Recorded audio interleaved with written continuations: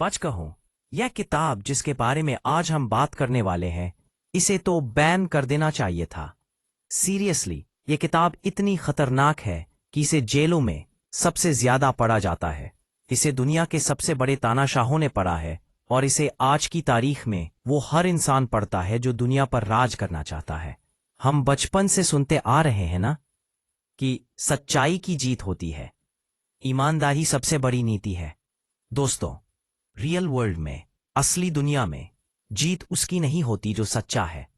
जीत उसकी होती है जिसके पास स्ट्रैटेजी, रणनीति है। अगर आप अपनी लाइफ में बार बार हार रहे हैं, चाहे वो ऑफिस की पॉलिटिक्स हो, बिजनेस हो या कोई एग्जाम, तो हो सकता है कि आप खेल ही गलत खेल रहे हैं। आज मैं आपको 2500 साल पीछे ले जाऊंगा। हम मिलेंगे सन त्जू से, और हम उनकी किताब द आर्ट ऑफ वॉर के वो पन्ने खोलेंगे जो आपको एक भोले भाले इंसान से एक मास्टरमाइंड बना देंगे। लेकिन एक शर्त है, इस नॉलेज का इस्तेमाल किसी को नुकसान पहुंचाने के लिए मत करना, क्योंकि जो हथियार मैं आपको देने जा रहा हूं वो बिना खून बहाए गर्दन काट सकता है। क्या आप तैयार हैं? बात बहुत पुरानी है। चीन में एक राजा था, हेलू। उसके पास बहुत बड़ी सेना थी, लेकिन कोई अनुशासन नहीं था। उसने सुना था कि एक आदमी है, सन त्जू, जो किसी को भी सैनिक बना सकता है। राजा ने सन त्जू को बुलाया और मजाक में एक चैलेंज दिया। राजा ने कहा, सुना है तुम बड़े एक्सपर्ट हो, क्या तुम मेरी महल की इन 180 नाजुक रानियों को, जी हां, रानियों को, एक खतरनाक फौज बना सकते हो? सन त्जू ने कहा, बिल्कुल। मैदान में 180 रानियां खड़ी हो गईं।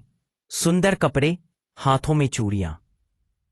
वो सब खिलखिलाकर हंस रही थीं। उन्हें लगा राजा जी कोई नया खेल खेल रहे हैं। सन त्जू ने राजा की दो सबसे पसंदीदा रानियों को कमांडर बनाया। सन त्जू ने ऊंची आवाज में ऑर्डर दिया, दाएं मुड़ो। जानते हैं क्या हुआ? कुछ नहीं। रानियां जोर जोर से हंसने लगीं। अरे ये क्या तरीका है? सन त्जू शांत खड़े रहे। उन्होंने कहा, शायद मेरा हुक्म साफ नहीं था। उन्होंने फिर समझाया और फिर चिल्लाए, दाएं मुड़ो। रानियां फिर हंसी, उन्हें मजा आ रहा था। अब जो हुआ उसने इतिहास बदल दिया।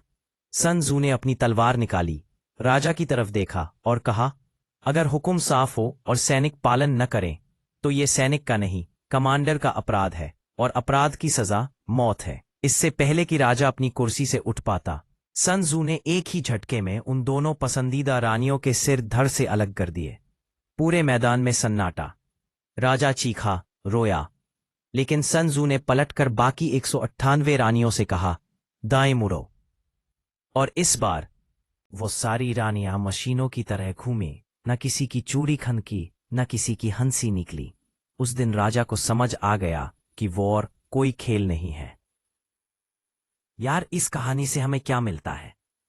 हम सब अपनी लाइफ में उस राजा की तरह हैं। हम अपने मन के गुलाम हैं। हम सोचते हैं, कल से पक्का पढ़ूंगा, कल से जिम जाऊंगा, लेकिन हमारा मन, वो रानियां हम पर हंसता है। सन त्जू कहते हैं, रूथलेसनेस, कठोरता। जब तक आप अपने बहानों का गला नहीं काटेंगे, तब तक आप अपनी लाइफ के राजा नहीं बन पाएंगे। खुद के साथ सख्त होना सीखो दोस्त, वरना दुनिया बहुत बेरहम है। अच्छा, एक बात बताओ, आपको क्या लगता है सबसे ज्यादा ताकतवर कौन होता है? वो जो जिम जाता है, या वो जो सबसे ज्यादा चिल्लाता है? गलत। सन त्जू का एक नियम है जो मुझे पर्सनली बहुत पसंद है।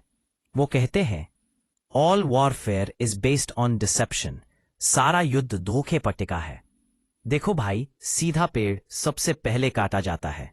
अगर आप ऑफिस में या दोस्तों में सबके सामने अपनी सारी प्लानिंग बता देते हो, मैं ये करने वाला हूं, मैं वो करने वाला हूं, तो आप अपने पैर पर कुल्हाड़ी मार रहे हो।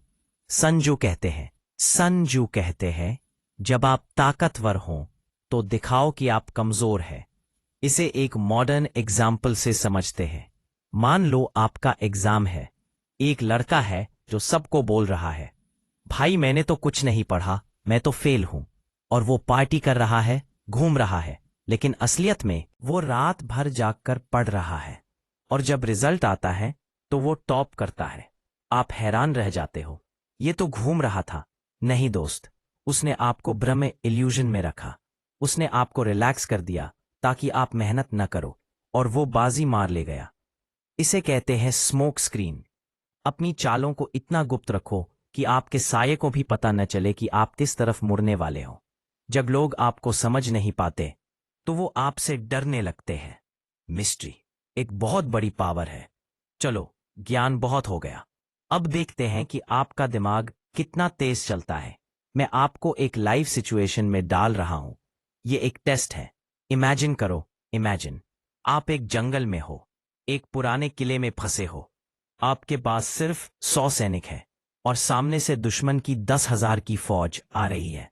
भागने का कोई रास्ता नहीं है, लड़ोगे तो मरोगे। अब संजू की फिलॉसफी के हिसाब से आप क्या करोगे? और सोचा, ज्यादातर लोग कहेंगे हम छिप जाएंगे या हम सरेंडर कर देंगे, लेकिन संजू ने एक बार इसका बड़ा ही खौफनाक हल निकाला था। इसे कहते हैं द एम्प्टी फोर्ट स्ट्रैटेजी। और जब संजू ऐसी हालत में फंसे तो उन्होंने क्या किया? उन्होंने अपने किले के सारे दरवाजे खोल दिए। जी हां, बंद नहीं किए, खोल दिए। और वो खुद दरवाजे के ऊपर बैठकर अब बाता मजे से बांसुरी बजाने लगे। जब दुश्मन की 40,000 की फौज आई तो उनके जनरल ने देखा, ये क्या है, दरवाजे खुले हैं और ये आदमी अकेले बांसुरी बजा रहा है। जनरल का दिमाग चकरा गया। उसने सोचा, पक्का कोई जाल है, अंदर जरूर हजारों सैनिक छिपे होंगे, वरना ये इतनी निडरता से क्यों बैठा होता। और जानते हैं क्या हुआ? वो 10,000 की फौज बिना लड़े वापस लौट गई, सिर्फ डर की वजह से। पॉइंट इज, जब आप इंटरव्यू में जाते हो और आपको जवाब नहीं पता, अगर आप घबरा गए, पसीना पोंछने लगे, तो आप गए। लेकिन अगर आप उस वक्त भी संजू की तरह मुस्कुराते रहे, उनकी आंखों में आंखें डालकर ना कहा, तो सामने वाला सोचेगा बंदे में दम है। जिस इंसान को मौत के मुंह में भी बांसुरी बजानी आती है, उसे कोई नहीं हरा सकता। वीडियो के आखिर में मैं आपको इस पूरी किताब का सबसे कीमती हीरा देना चाहता हूं।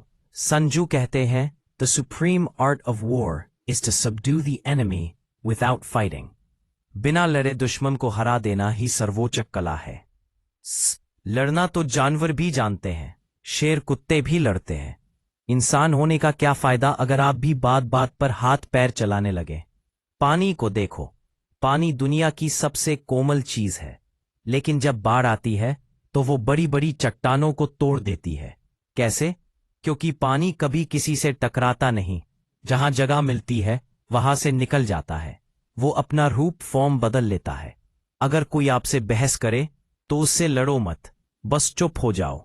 आपकी चुप्पी, साइलेंस, उसकी चीख से ज्यादा तेज है। उसे कंफ्यूज कर दो, उसे सोचने दो कि ये चुप क्यों है, ये क्या सोच रहा है। यही असली पावर है। तो दोस्त, आज से शोर मचाना बंद करो। अपनी मेहनत को, अपने प्लान्स को जमीन के नीचे दबा दो।